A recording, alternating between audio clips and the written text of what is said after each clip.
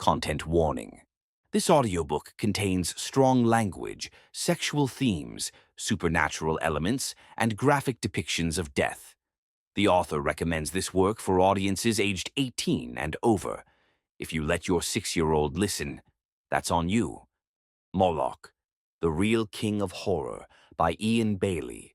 Published by Ashlar Press. Copyright 2025. Chapter 3. A Hunger That Can't Be Fed. That night, something was off. During dinner, the thoughts came first, half-formed, intrusive, slipping into his mind like a parasite that had always been there, waiting. They were not his thoughts. They couldn't be.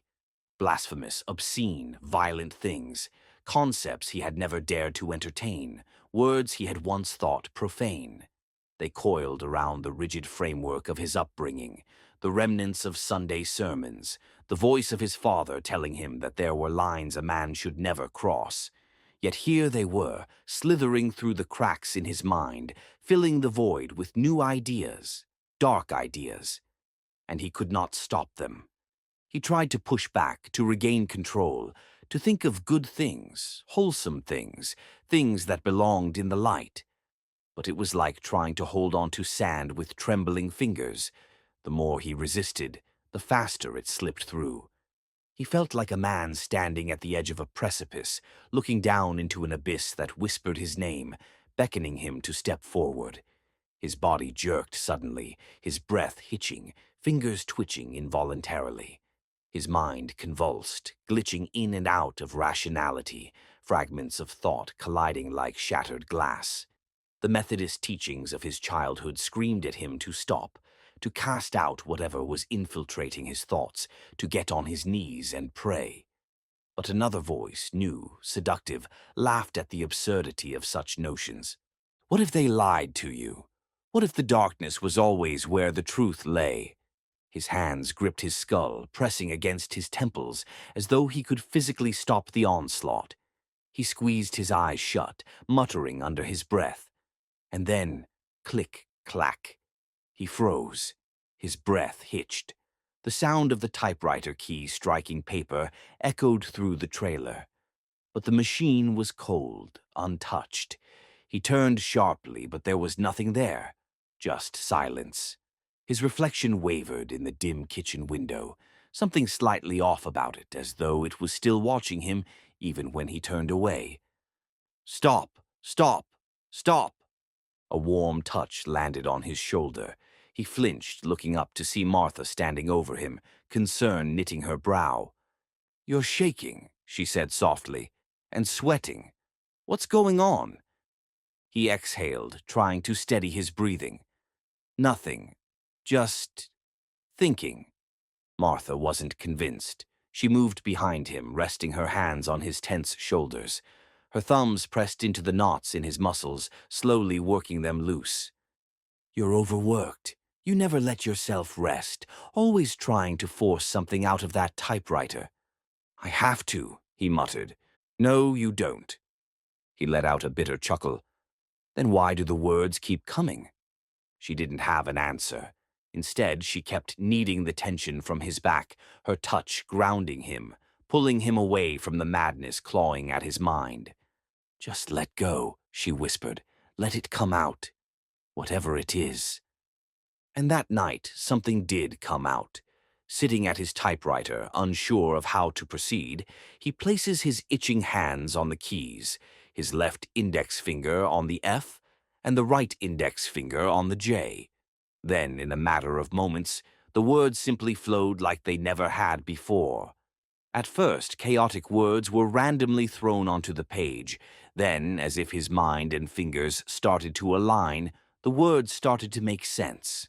There was no hesitation, no frustration, just a feverish, unstoppable force driving his fingers over the keys. He wasn't thinking anymore. He wasn't guiding the story.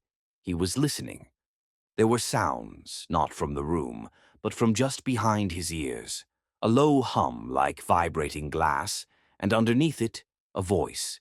Not a voice he recognized, but one he understood. Zeroth venal mach shul.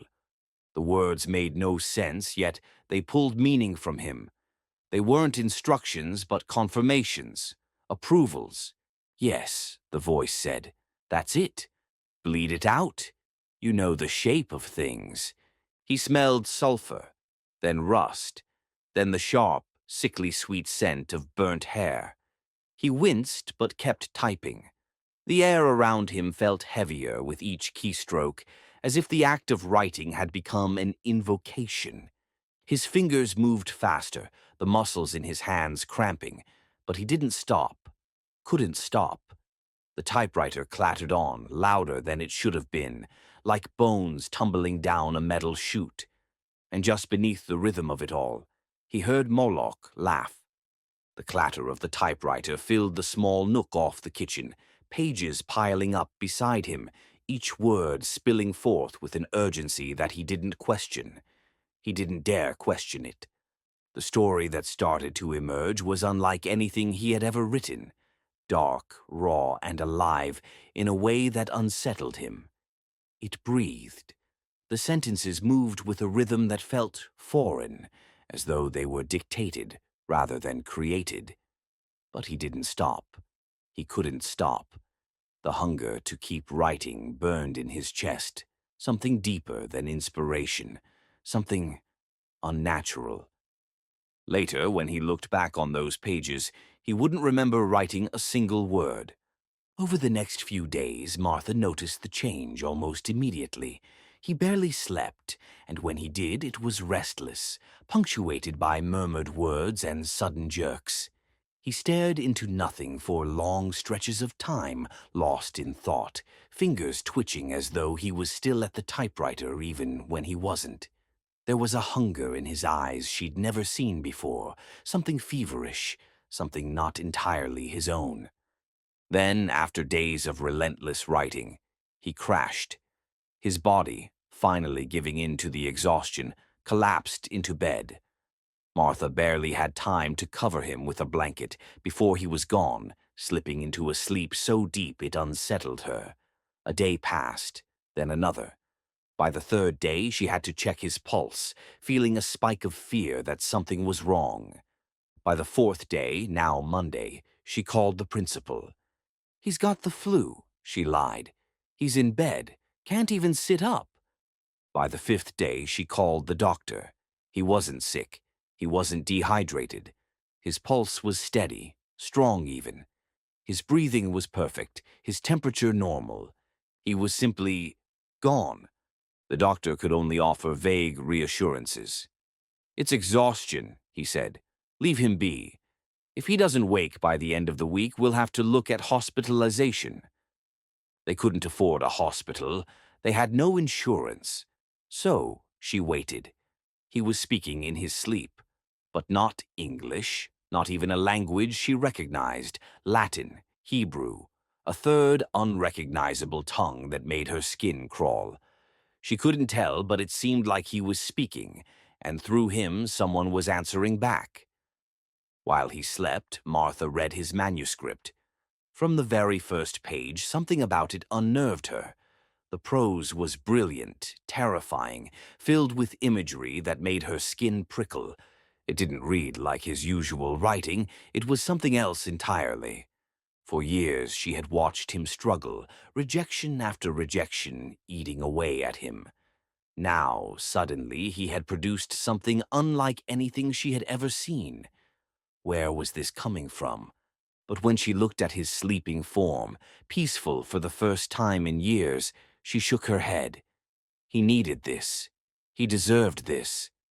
If this book got published, maybe they could finally move out of this damn trailer. Maybe their kids wouldn't have to grow up hearing the roof creak under the weight of storms. Martha knew her husband's writing inside and out. She had been his editor, his proofreader, his reluctant critic for years. But this was different. She turned the pages with growing unease, her fingers trembling slightly. It was brilliant, unlike anything he had ever written, but it was also deeply personal. And then she reached it. A paragraph. A secret. Her breath hitched and she scanned the words again, her heart hammering against her ribs. It wasn't about childhood, nor was it something buried in the past. This was something far worse, something she had only ever thought about. Her hands clenched the paper. The manuscript described an affair, a fantasy she had never spoken aloud, never acted on. The way she had imagined it, the stolen glances, the brush of a hand, the lingering tension, the heat of a moment just before it tips into something irreversible. He knew. Every detail, down to the precise way her skin flushed at the thought. The way she lay awake sometimes, staring at the ceiling, indulging the forbidden scenario until guilt forced her to roll over and push it away. He even knew the name she had never uttered aloud. Her mouth went dry. Martha raced back, flipping frantically through her own old journals, her breath coming in short gasps as she scanned page after page. Nothing. No mention of it. No trace. She pressed her knuckles against her temple, trying to mentally retrace her thoughts. Had she ever let it slip? In a dream? A drunken conversation? No. Impossible. It was hers alone, buried in her mind, locked away where no one, not even him, should have been able to reach it. But it was here, on the page, staring back at her in his handwriting. Her pulse roared in her ears as she turned the page, expecting an answer, expecting some logical explanation, a coincidence, anything. Instead, the next passage began describing something worse, something that hadn't happened outside of her fantasies. Her hands trembled as she read the next few lines. It wasn't a hypothetical anymore. It was real, a desire written in black ink. The affair wasn't just imagined in his story, it was inevitable. And the worst part, she wanted it. She dreamt it over and over again. A cold, creeping sickness coiled in her stomach. She shut the manuscript, staring at it like a venomous thing. It wasn't just a story anymore. It was an invitation, a possibility made real. Martha glanced towards the bedroom where he slept, his face still and peaceful, his lips slightly parted as he muttered something in that strange, impossible language. Her fingers tightened around the edges of the manuscript. She wanted to wake him, to shake him, to demand answers. But what would she even ask? How could he know? And worse, did she want to find out? Martha picked up the manuscript again, her fingers ghosting over the pages, the weight of them heavier than it should have been. As with all his submissions, she took it upon herself to edit and correct some of the work. Careful, so careful, not to change anything. Not even that. Her eyes flicked to those passages, the ones that had turned her stomach, made her skin prickle with something too close to shame. She told herself it didn't matter, that it was just a story, just words. Her stomach churned as she sat down at the typewriter, feeding in a fresh sheet of paper. The machine stared back at her, cold and waiting, the ink ribbon stiff, the keys eager beneath her fingers. She placed her hands on the keys and hesitated, her breath shallow. She could stop. She should stop. Instead, her fingers pressed down, and the clatter of the typewriter filled the silence. The sound felt deafening in the quiet house, each keystroke hammering out her complicity. She retyped his words exactly as they were, not daring to alter a single thing. Not even the parts she wished she could erase. Not even that. When she finished, she pulled the last page free, setting it on top of the growing stack beside her. The manuscript was thick, a towering thing, unwieldy and heavy as she gathered it all together. She smoothed the pages, aligning them carefully, her hands lingering on the cover sheet. She sat there for a long moment, staring at it. She could just leave it, walk away, let it sit there on the desk where it belonged. But she didn't. Instead, she retrieved a large envelope from the small credenza. It was stiff and unforgiving, but she managed to slide the entire manuscript inside. The paper barely fit, forcing her to shake it gently to make sure it settled properly. She pressed down the metal clasp, sealing it shut. Her fingers lingered over the agent's name and address, which she had written in slow, deliberate strokes. And then she froze. The pen hovered over the return address. Her pulse thudded in her ears. She could still stop. Her hand twitched as she held the envelope against her chest, the weight of it pressing down on her ribs. She could set it aside, tear it open, burn it even.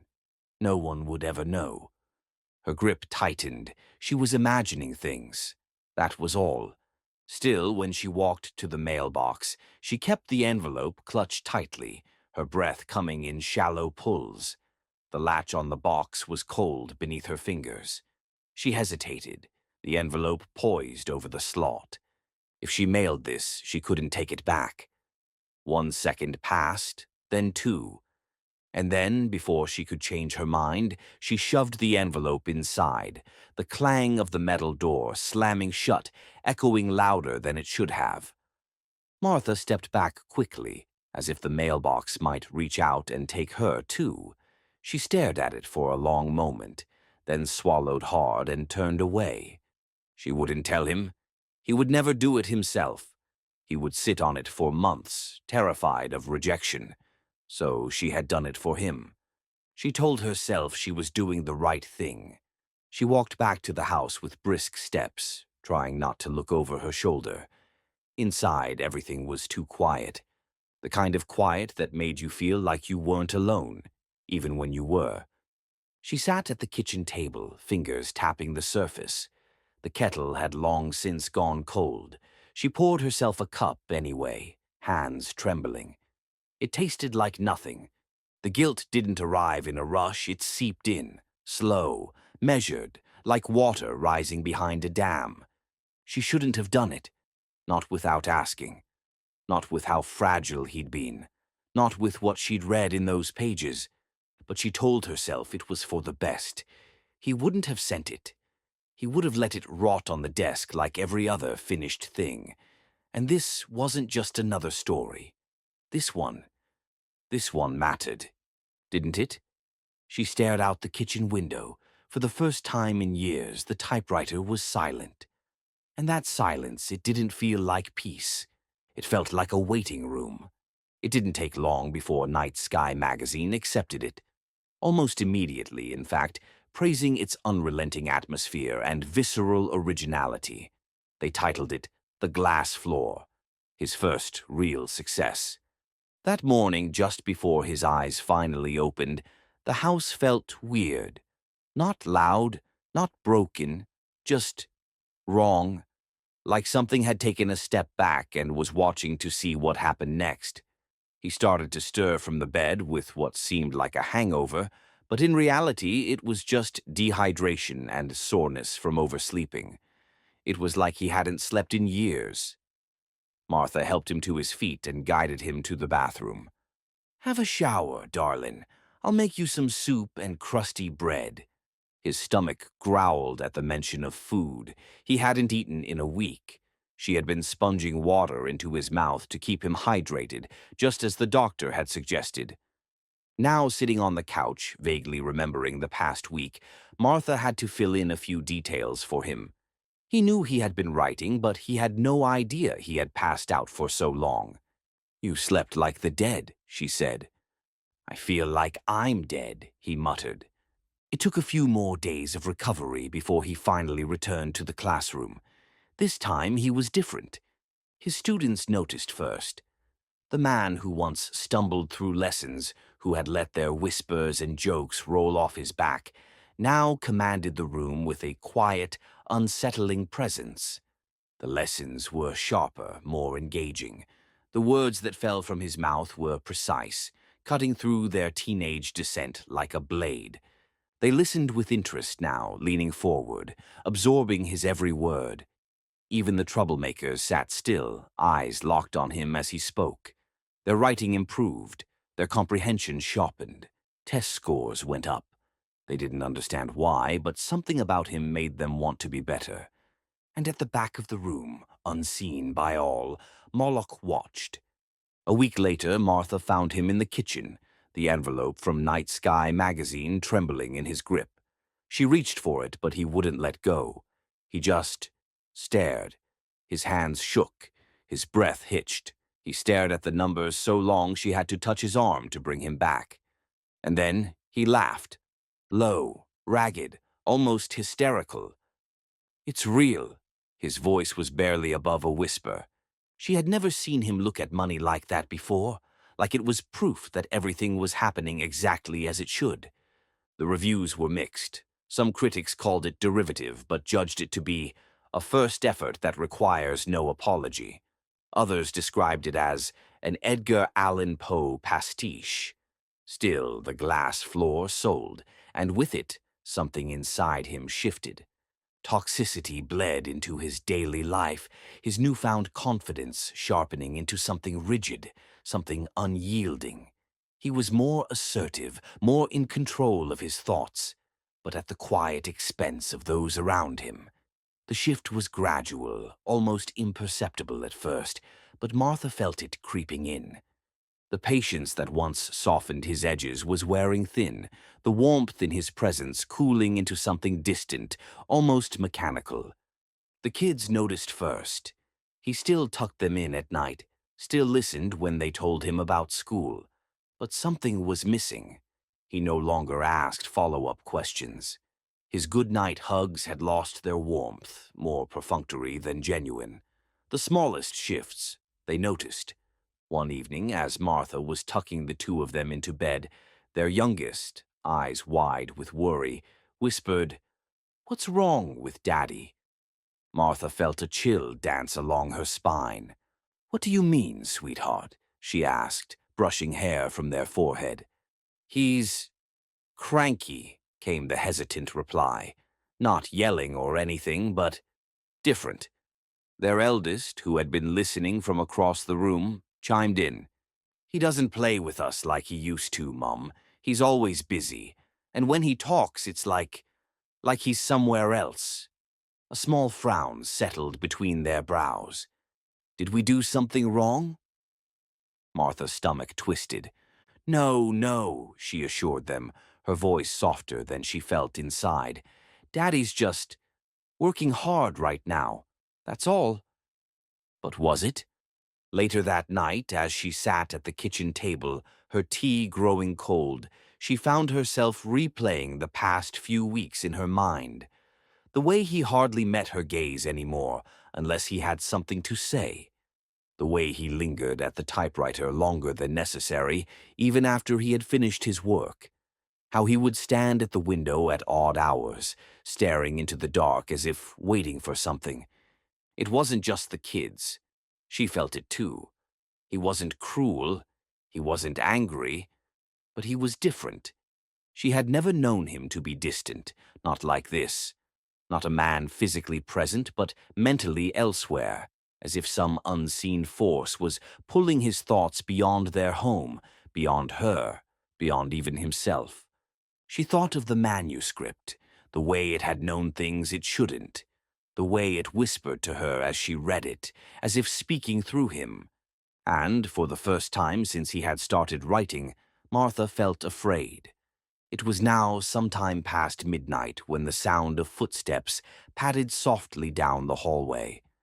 Martha sat on the couch, curled up with a blanket and a lukewarm cup of tea, the glow of the lamp casting long shadows across the floor. At first, she thought one of the kids was up for water. Then she heard the door creak. Grace stood in the threshold of the bedroom, her nightgown too thin for the cold, her hair tousled and eyes half-lidded. She didn't look awake, not really.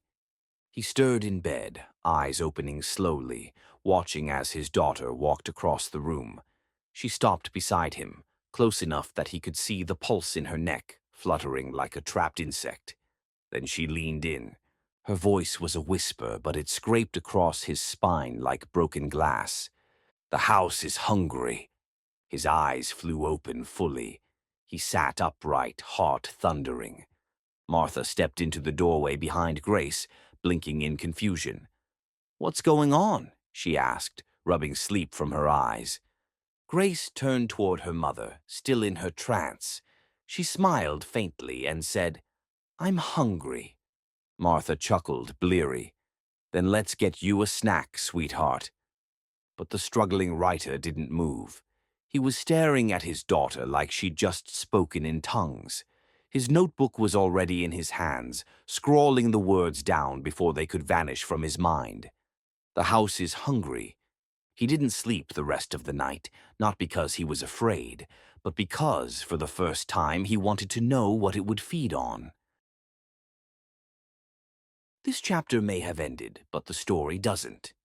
Return next Monday for what waits in the dark. Subscribe so you don't miss it, and leave a comment to share what the shadows may have whispered to you.